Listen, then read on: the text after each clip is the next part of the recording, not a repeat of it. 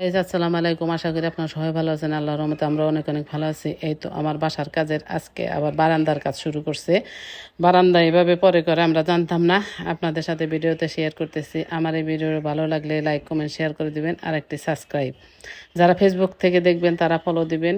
Please like দিয়ে দেখতে থাকুন। এই তো বাসা করার জন্য দেখেন আমার বিশাল গাছের মোতা, এটা নিয়ে অনেক টেনশনে আছি।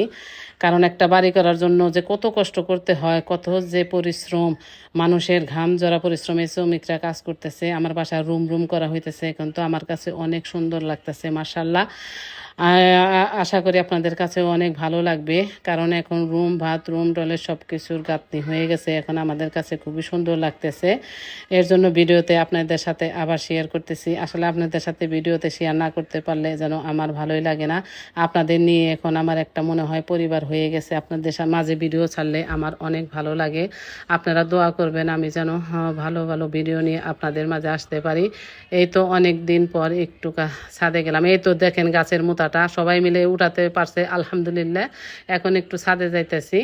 ছাদে গিয়ে দেখি অনেক দিন পর ছাদে আসলাম। দেখি কে যেন আকাশে ড্রোন উড়িয়ে দিয়েছে, সেটা একটু দেখানোর চেষ্টা করলাম। কতটুকু দেখাতে পারছি আপনারা দেখে নেবেন। আমি তো চেষ্টা করছি যে দেখাই। অনেকে বলল যে দেখেন ড্রোন দিয়ে ক্যামেরা দিয়ে কে যেন ভিডিও করতেছে।